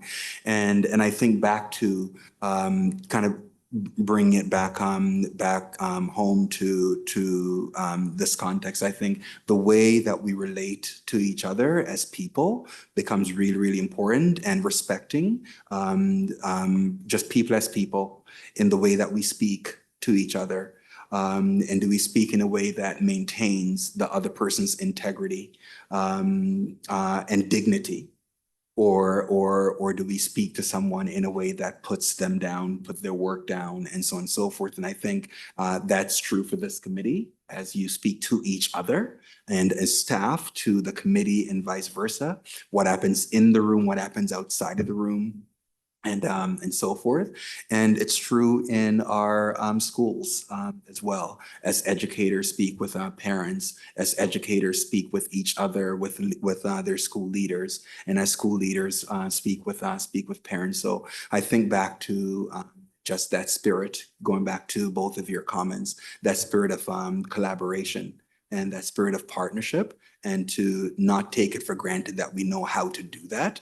And just saying that that is something that I think we have to really work at, to do better at, in order for partnerships to actually have the effect that we want them to have. So sorry, Mr. Chair, that I droned on so long, but I really appreciated this conversation. Thank you. Listen, this is I just want to thank you for coming. I accept your invitation to invite you back. I'd love to see this committee, whoever's chairing, make an annual event. And I will tell you that in my 10 years on SEAC, this is the most thorough, deep, and wide-ranging discussion we've had with any director of education. And I think we really appreciate it. Thank you very much. It's great to have you here. Thank you, sir. You know where we are. All right. Thank you. Now, good luck with the rest of your agenda. Thank you very much. Now, as for the rest of our agenda, Nandy, guess what I'm going to drop from the agenda? I have asked, Craig is still with us. Yep. Craig, we asked to come back to talk about the special education budget. He's got a bunch of slides, but only the last two are about that budget. So I've asked him if he would just focus on that, and then we could ask some questions. We may have to run a couple of minutes over, but I want to keep it limited, but I do want to give us a chance to do that. So Craig, over to you. Thank you. I'm just bringing up the computer. And I will take a few moments to go through some of the slides because they are important, I think, as we are in the consultation period now. So I'm just getting this started. There we go. Set this up. So I'm not going to go through the deficit amounts. It's in the slide deck. You can read it. What the ministry's measures are range from advisor all the way to supervision. The details are, so I won't go through that today. I will take a moment though and talk about the expectations. This is our second year of a deficit recovery of $28 million. And we had two commitments to ministry expectations that are important as we talk about. One is that the full cost recovery on non K-12 programs, that's our core business from the ministry's perspective. And the second is that any staffing adjustments that were one-time funding should end when the funding ends. There's also, as you know, the Auditor General who suggested that we work together, and we have met with the ministry once already to start those discussions. Just quickly, we're a $4 billion organization, capital and operations combined. I'm not going to go through the slides. 90% of our money comes from the ministry, so that's important to understand as well. And then this is a breakdown quickly of our expenditures. And again, for this point of time, I will not go through them in detail. However, it is important to realize over 80% of our budget is staffing. So that's important. 10% relates of the 4 billion relates to capital. And the 10 remaining percents are basically the supplies and materials we use in our classrooms and our board offices, transportation, and our technology infrastructure. Right now, we're sitting at a projected deficit of 70.3 million. This is caused for several reasons. One is inflation and contractual increases. Your security software on the infrastructure for the IT department goes up annually, and the inflation hasn't kept pace with it from funding. We are seeing declining enrollment that impacts us.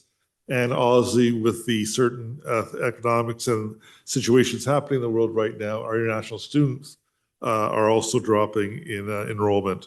And then because the last couple of years, we've been very fortunate with interest rates, so interest revenue has dropped as well. So I want to talk quickly just about a structural deficit. The way we're defining is when the board spends more than it brings in revenue. So in your household, if you bring in $100,000 of income after taxes and you spend 105, you have a deficit. You have to figure out how to make that up. So that's what we're talking about. And it's based on some of the decisions we've made as a board. And in some cases, it's not because we're not fully funded. So we did do a presentation to FBAC. I'm not going to go through all the details. It's in the report on March 26th, but we divided the information about our challenges in 3 columns. One is those that are not within the control of TDSB, like EI and CCP. Areas that are partially controlled within TDSB, like our supply costs, we'll never get it to zero, but there are some control we can use there. And then areas that are totally within our control, like our one-to-one device strategy, for example. The full list, though, is in the appendix of the report. I'm going as quick as I can to get to the... So again, we talked about the unfunded or not within our control. You can see teachers' average salary, for examples, negotiated provincially. We have excess capacity. This is a startling number that I think is important for you to hear. We have approximately 63,000 empty spaces for students in our system. That's the equivalent of bringing Halton School Board into ours without having to do anything. That's a lot of capacity carry, and the moratorium is creating that challenge on our capacity. The partially are things like special education supply costs, and the list is here. And in the report, we outline those areas and the challenges there. And then the last areas we talk about within our control. There's things like we have pools, permit fees, again, because ministry is suggesting K-12, those should be fully recovered by fees charged. So as we build the budget, we will be looking at the multi-year strategic plan. We will be looking at the ministry regulations, our collective agreements, our core mandate of school boards, and with the K-12, the ministry suggesting, as well as impact on the decisions made directly on students, understanding that.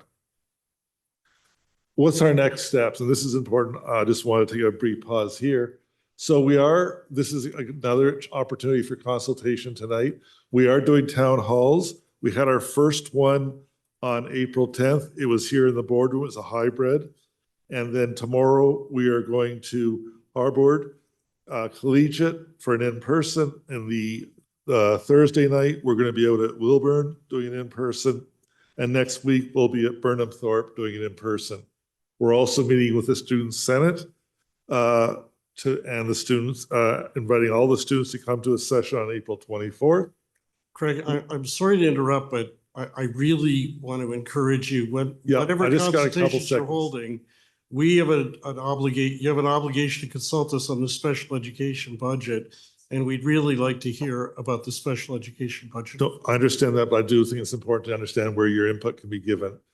So we are going to have a delegation night on April 29th, where from noon to 11, there'll be delegations on the budget that we can presented. We will have our next meeting with the Finance Budget Enrollment Committee on February 30th to present the options.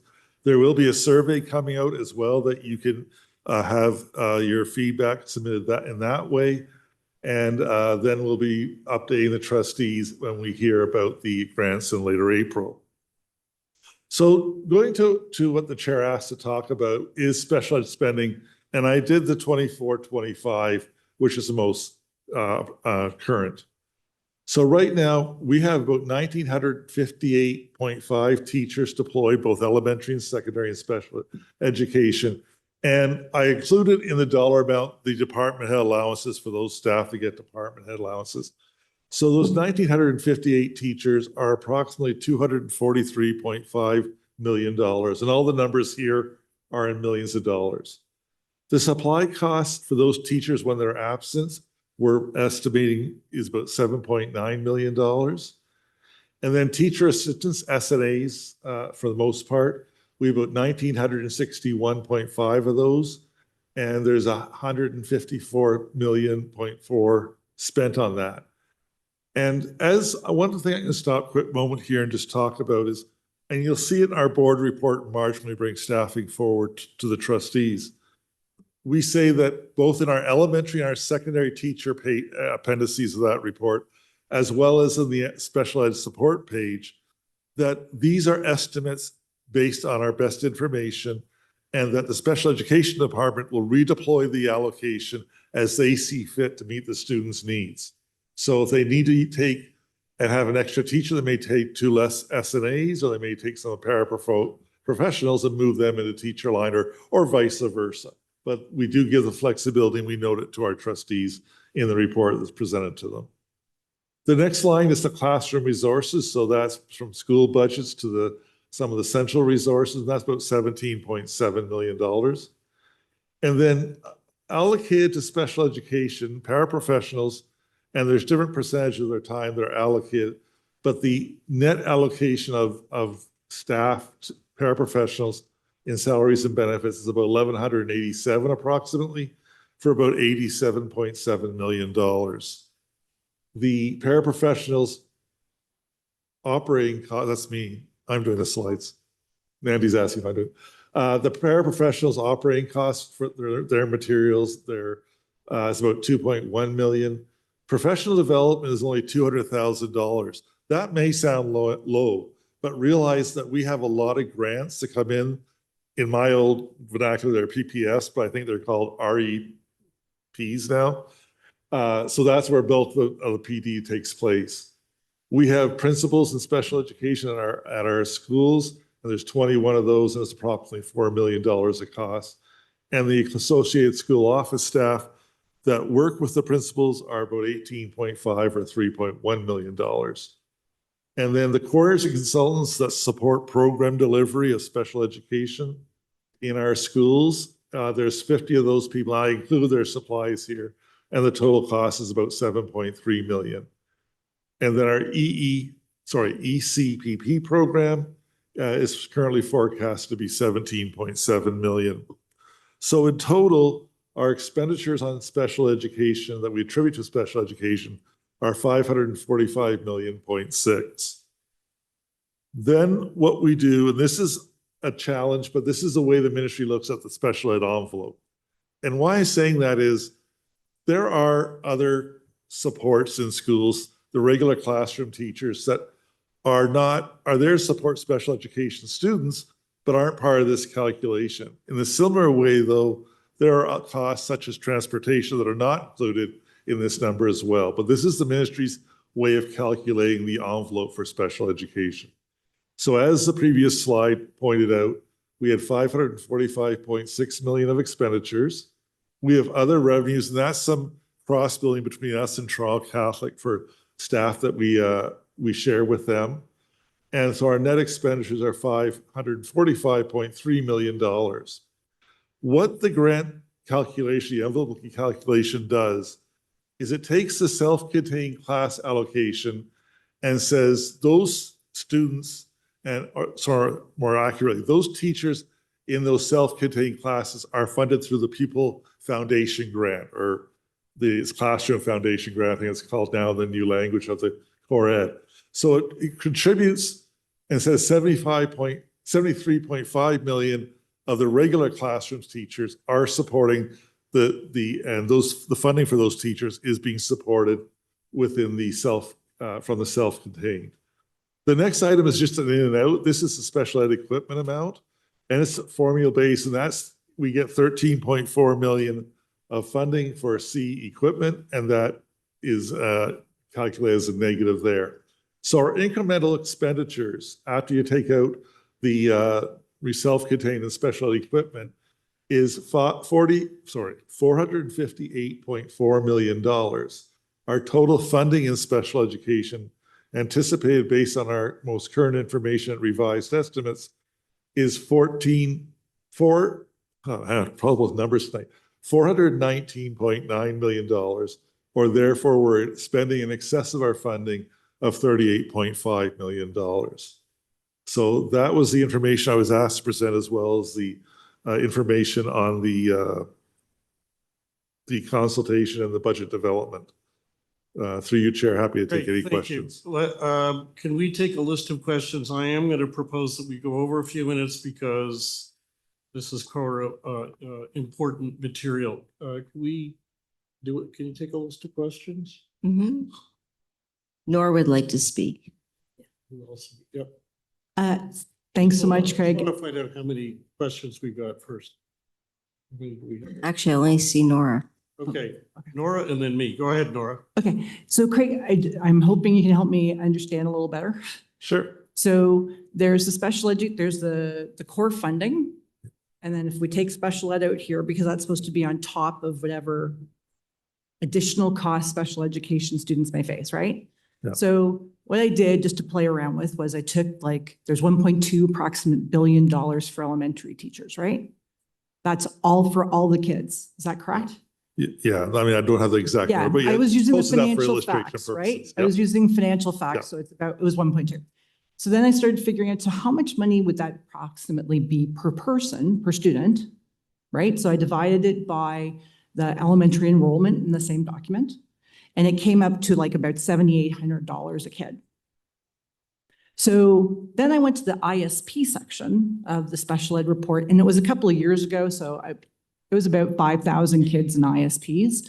So my assumption is that the cost of that teacher is completely special ed.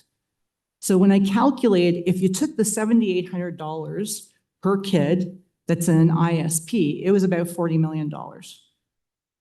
So are the teachers in ISPs, is their salary being funded by that core amount, or is it all being taken from special education?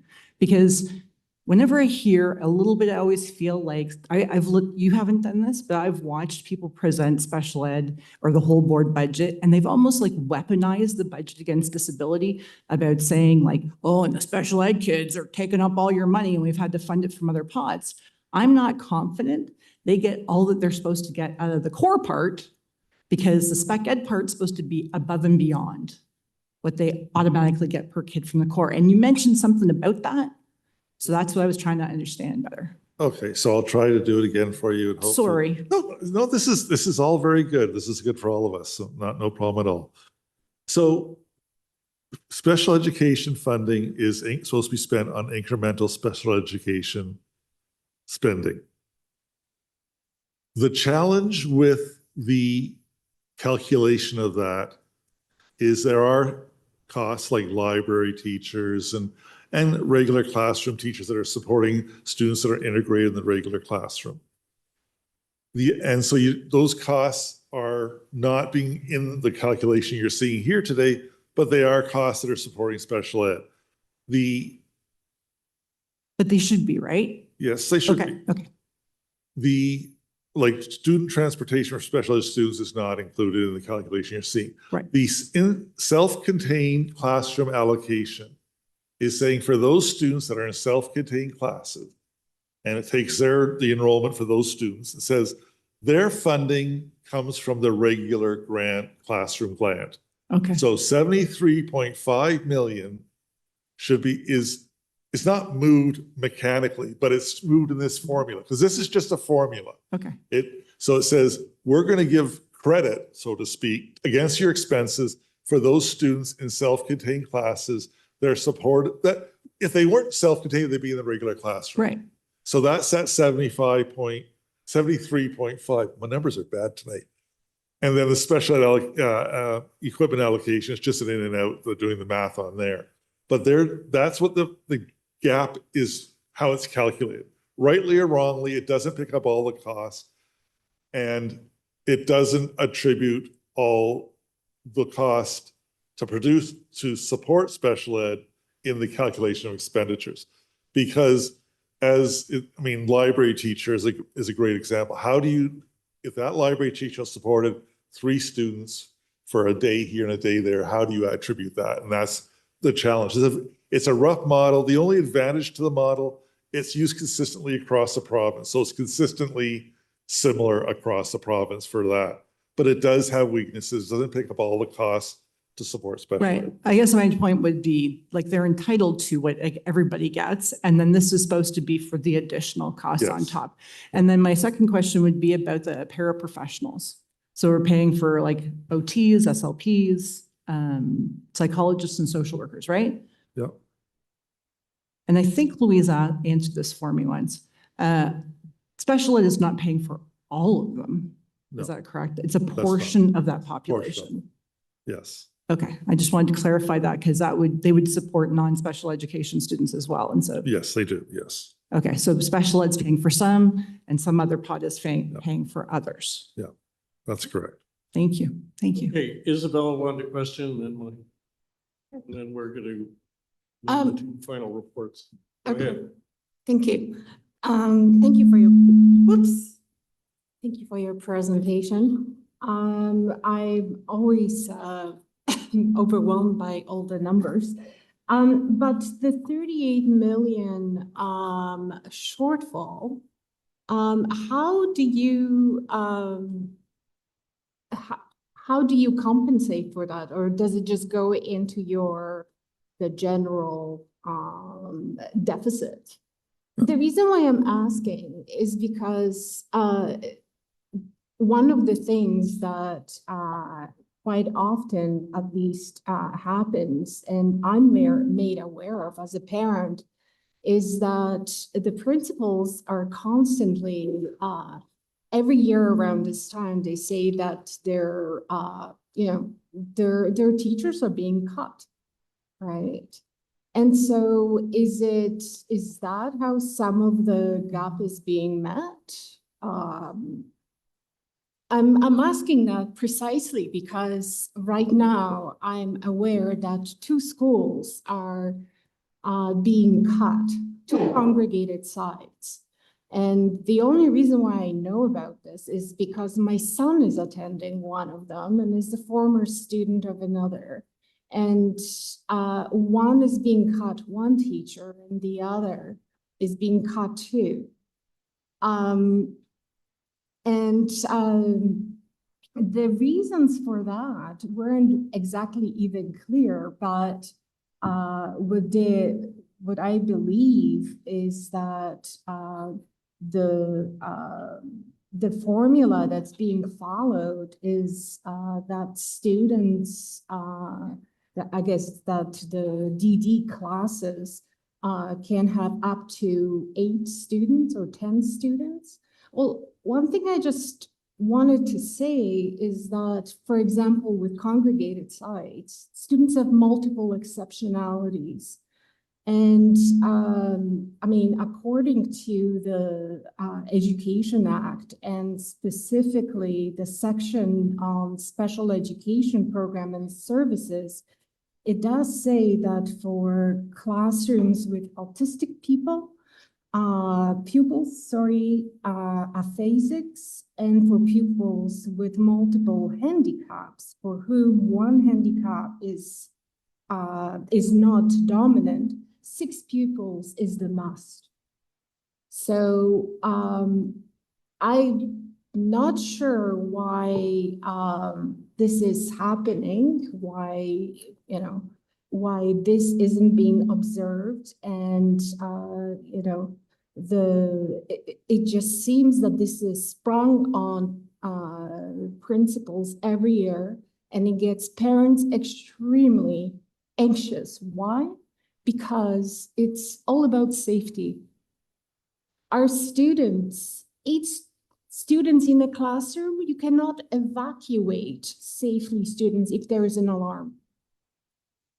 1 teacher and 2 EAs are not enough to be able to deal with students who have complex needs. Some are in wheelchairs, others, upon hearing an alarm, will have a meltdown. And in addition, I mean, many of the parents already indicated that because this will increase the risks of having them without being able to properly tend to them. Some of them can't even don't know how basic self-care. They need assistance with feeding. They need assistance with toileting. So I don't know how any of this is being calculated, but all I want to say is that when you're considering this population, those students have multiple exceptionalities. And for many of the parents, it is a safety issue. If I'm not going to send my son into a school that has more students in a classroom, because I know that there's no way 1 teacher and 2 EAs So will I'm be just able going to to ask if you could wrap up Sorry, in a minute. if you But, might. so I'm sorry for rambling on, but so what I'm asking is just simply to have a better understanding how do you manage that gap? Because the only thing that I'm seeing right now, it is the cuts to the schools. And I'm not just looking at you because I imagine that's the whole executive that comes up with this budget. But this is something that's very concerning, and parents have reached out to the board. Okay, thank you. I So- think we got the question, Craig. Yeah, so I'll take the first part of it, then I'll turn to Andy to take the programming part of the question. So the 38 million, we adjust, I mean, we've had a deficit in or a gap in special ed funding for several years. And it's been high as 76 million is my most recent memory. That has to be absorbed over the overall budget. We have done no reductions to special ed this year, other than enrollment changes, which are the same as we do in the regular classrooms as well. There's less students, there's less. It was very small amount that in special ed that was reduced for next school year. It was just enrollment based only at this time. The ministry gives us money in the new core ed's got lots of different components to it, but certain areas are what they call sweatered that have to be spent on, and special ed is one of the areas where the money is sweatered. You must spend special ed money on special education. You must spend capital money on capital. Those are 2 examples, and there's numerous through the grants. So we don't ever spend less than the grant, and we always typically have spent more. But the money comes from other areas of the board. We have to make class sizes in elementary and secondary through regulation or collective agreement, and we meet those class sizes. We make sure that our schools are safe and its facilities does the work.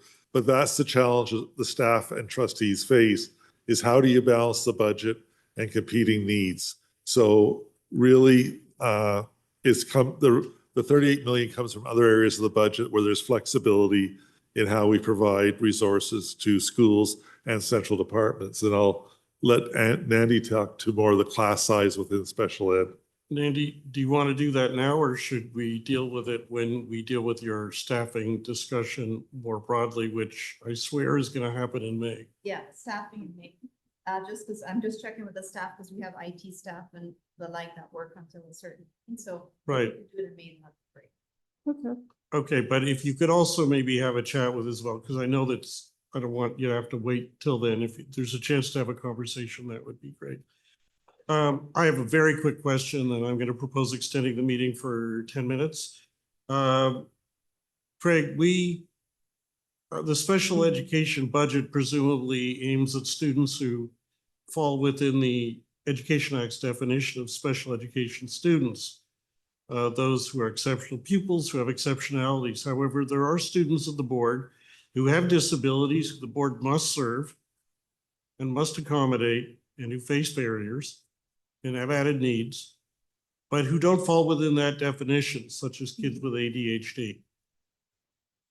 Is there a line item in the budget for covering their accommodation needs beyond what the regular grants cover? That is to say, the grants for all students, since the special ed grants don't. I would say there's not any special funding for what you described. I will say there is funding for mental health. There's funding for student success. There's funding for socioeconomic disadvantaged students. There's Indigenous funding. There's ESL. There's several grants, but nothing that I would say talks to the way you described it. Disabilities that are not covered by the special education program in its formal term. Right, but I would suggest, I would look to Nanny, but I would think she does support those type needs. No, I don't. No, I'm talking budget, Yeah. not. No, the budget side, no, there's nothing to my knowledge. All right, Greg, thank you very much. Can I move that we extend for 10 minutes, go to Nandy's report, and then lightning fast if there are trustee or association reports? I'm moving, we extend for 10 minutes. Can I have a seconder? Leo? Okay, Leo, all in favor? Anybody objects, you could leave. Okay. All right, I don't leave the committee, I mean, leave the meeting. Okay, Nandy, leadership report. Thank you. I'm not going to go through all of it because of timing, but the information is in the leadership report. I just wanted to highlight, Director Latouche mentioned the Unleashing Learning Conference, which is a technology conference, and our assistive technology team and C team presented at that conference on tools that we use in the classroom. They were very well attended, and some of those tools include Book Creator, WeVideo, and augmentative communication devices as well. Please share with your associations and community members. We have the ASD Summer Skills Development Program, our summer session that is going to be held, and the application is due shortly. And we also have our Special Education Summer School, which we've put before, and Education and Community Partnership Program Summer School as well. And on a positive note, we had our annual trip to Forest Valley Outdoor Education Center for our deaf and hard of hearing students. And it's really important to provide an opportunity for students to come together and share with each other, and it was a great success. There's a picture there, of course, with all media consent. But as you can see, they're very happy, or I'm sharing that they are very happy in the photo, and we received great feedback. April 2nd is World Autism Day, and we've shared out with staff in our staff newsletter and also our family newsletter ways that they can incorporate that into their practice. And that concludes the leadership report. Thanks. Questions from SEAC members? Fernandi? If you don't have any now, you can always. Just thank you. My kids are in the photo. Thank you, Mandy. They love Well, Thank you. maybe you can answer. None? the question. Okay. Trustee or association reports? David, Yes. I thought that Nandy was going to address the question that I posed. Sorry? In May. Oh, in May. Okay. Yeah, but I've asked her if she would chat with you, so you don't have to be. Is that okay? waiting. Okay. Perfect. Okay. Thank you. Trustee reports or association reports, do we have any? No. If not, just before I adjourn, I want to just say that when the topics we discuss, whether with Clayton or with whoever, often involve us dealing with a combination of our deep worry, serious problems, and when I intervene or ask if you can, because of time, believe me, I don't want to. I'm watching the clock. I'm trying to get everybody in, but I want you to know that I am keenly aware of the importance and the passion of what you're talking about. And I apologize if I ever do it in a way that where anybody feels like it's cutting them off. Thank you very much. Motion to adjourn. Somebody? Jessica, second. Dora? Anybody in favor? Nobody opposed. Thank you very much. See you all next month.